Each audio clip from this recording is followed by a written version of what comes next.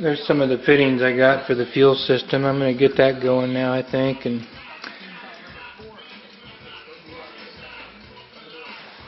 there's my map of my fuel system. Starting to kind of figure out where I want to put the stuff and get it routed.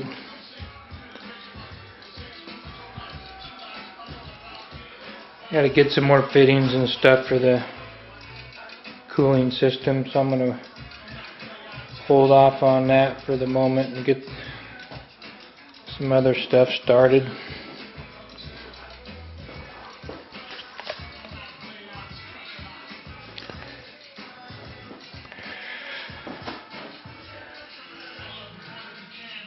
Things starting to look like a car. There's what I got so far. Got the 2 fuel filters and the pump mounted in there. Using a hose to come off of the tank, just in case there needs to be any flex. And going into the filter, into the pump, back around into this filter. And then I'm going to put a hard line here, snake this from here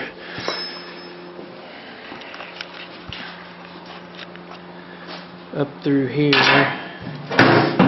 Yep. That's right, that's hooked up. But I'll get that end welded on the end of that piece of tubing right there. And then hose from the tubing to the motor, because again the motor's going to torque and you want that to move. And then into a Y for each rail. And this is 6 AN hose coming out of the pump, 8 AN going into the pump. And I looked on Aeromotive's website, and when you do it like this, you know, it's good for, I can't remember what it said, 700,000 horsepower. When you use the 6 AN line with that fuel pump, these fuel rails, and you split it into the Y, you get more horsepower, or the application is good for more horsepower compared to running the fuel line into one rail, looping it around, and then back into the other tank.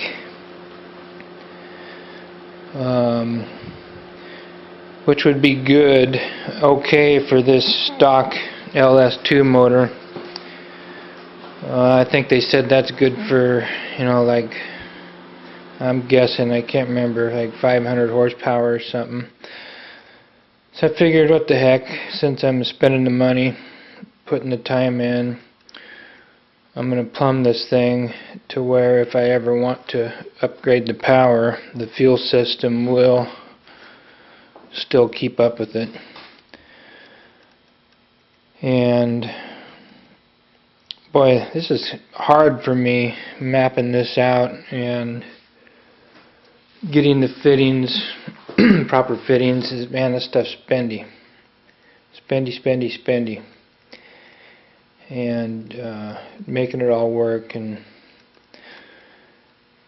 so I laid it out one way, have to change my plan on a couple of things, and you know, it's a shame to hide those pretty pieces, but it's also a shame to cover up that pretty aluminum block. So I'm really wanting bad to make it look like there's nothing in here but a motor and a transaxle. So that's what we're going for. And now I got to finish plumbing the rest of the fuel rails, getting the fuel over to this side, dreaming up some configurations for my regulator, but I'm probably going to poke that up through here and then dump that back down into the tank. And I've also been dreaming and scheming about the water. Got another box of fittings and hoses and crap. Definitely not a budget build. You know, just the fuel system alone,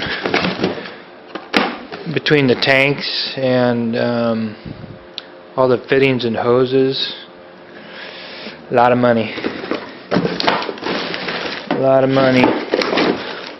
I got one fitting in here alone, it's like $50. So yeah,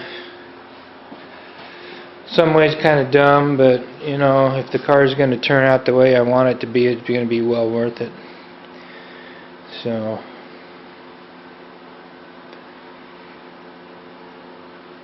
we'll go for it. I ended up getting my pieces for the linkage on the shifter, the part, you know, from the cable ends to the shifter. So I'll be able to get that part hooked up. Still haven't messed with the e-brake lines.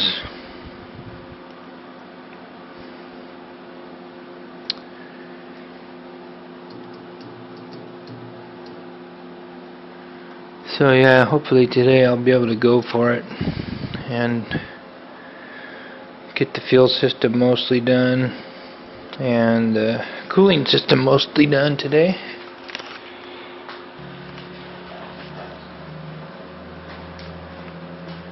Getting a little bit further along.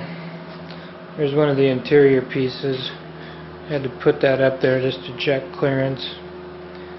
Trying to figure out some of the routing for the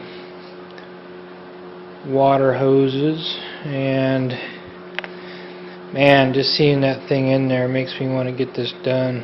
It's going to be nice.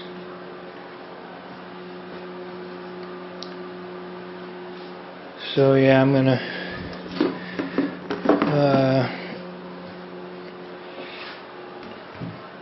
use some of the AN, the stainless braided hoses, to run from my water lines.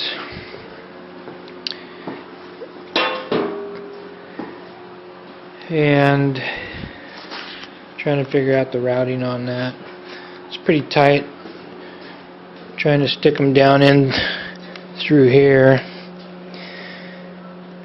The one I'm gonna do a 90 off of here. I think I'm gonna tap that out like I was talking about earlier, and attach the braided hose up to my tank. And I mainly have the fuel system figured out.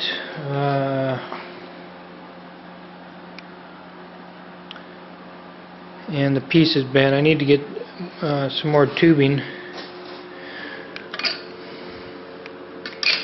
I got one more piece of tubing to bend before I take that apart again and take it to my buddy and have him weld those pieces up. You know, like this piece here will connect those. So, you know, like this piece is going to run up here or something like that.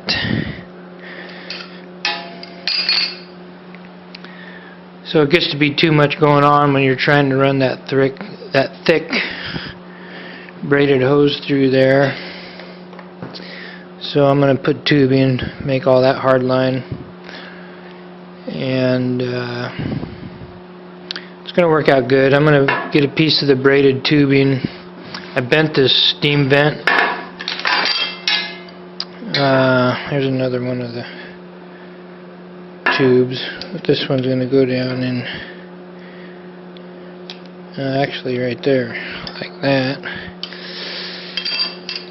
I'm going to run There's the steam vent. This thing was poking out this way. I bent that around, and I'm going to get a piece of braided hose, 1/4 inch braided hose, and fit over that and run that into my expansion tank.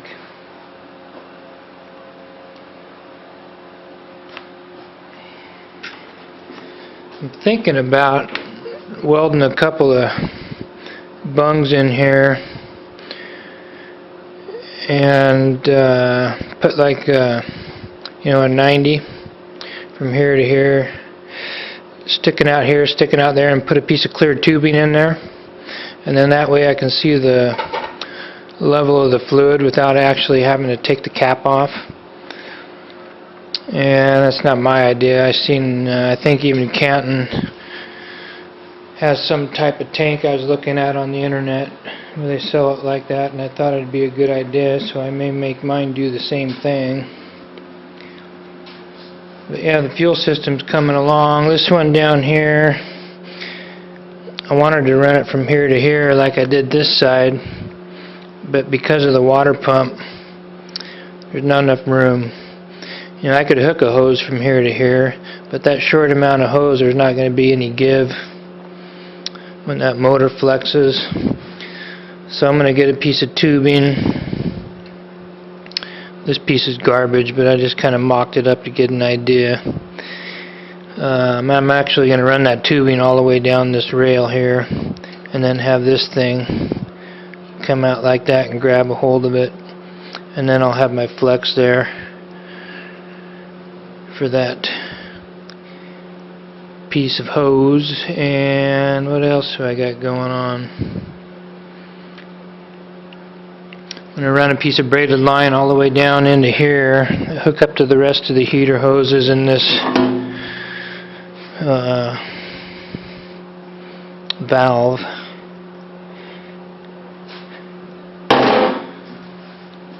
And man, that braided hose, you can't hardly fit that over like a regular nipple, so I'm going to have to get another end for the an AN fitting, which has a nipple which will hook onto that hose, so I can hook it to this thing, because I heated it up, I tried a couple things, and there's just no way. So I gotta spend some more money and get another piece. And let's see what else. I showed the other side when I had that done. Kind of ashamed to hide all that stuff. It looks pretty. It looks pretty. I'll probably take and trim these bolts off so they're flush, make it look a little nicer instead of different size lengths poking out of there. Cut those off flush, that'll look good. And on this side, I mounted my pressure regulator, the fuel pressure regulator, underneath, and just poked it up through the top of there. So now I can adjust it, and I also hooked a gauge to it, poking up through there at an angle. So when you're looking in through the back here, you can read the fuel pressure. I think that'll work out good. Then I got a hose running down from that, which is going to go into that tank. And then from this, I'll run some hard line, snake that up through there, come out over here. And that should complete the fuel system, except for the crossover tube, which I got to run through there. I'm not quite sure what guys are using yet, but I'll probably find a piece of aluminum tube and join it together. Or it won't hurt just to use a rubber tube to go from one end to the other, which I'll probably just do that, come to think of it. And that will complete the fuel system. I still got to get my rollover vents, which I can put those in anytime, one on each side. So it's getting pretty close. I still don't have any of the manifold bolted down. The valve covers aren't bolted down. So once I get all this mocked up and figured out, I'll have to tear it all back apart again and button that stuff down. And got a lot of it done, mapped out where I want it, tubes bent, and it's got everything kind of sitting there, but ready to take that back apart, get these welded up, and got most of the water lines. Got to put a coupler right here, and waiting for a fitting still for the water pump down there.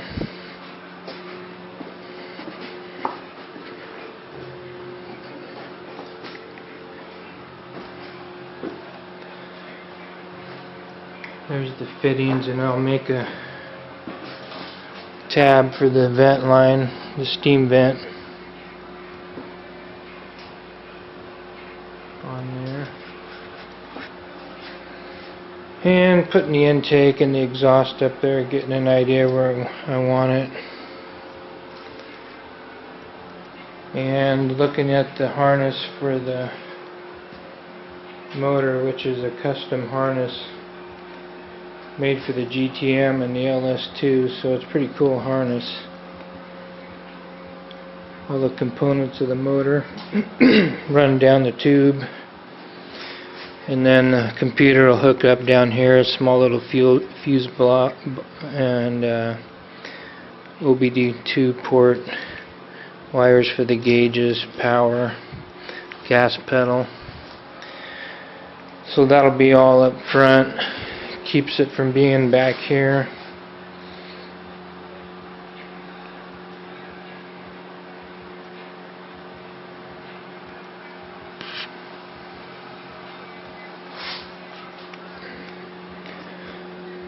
So pretty much got everything laid out. There's the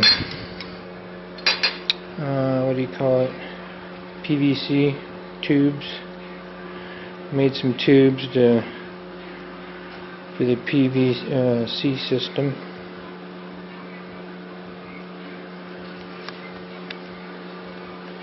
And I think that's about it. Just want to make sure everything has room. You know, like I say, the exhaust intake, all the wires, fuel lines, everything has room all together, so it flows out nice. And then see where I need to put all the electrical stuff. And then it'll be time to button it all down.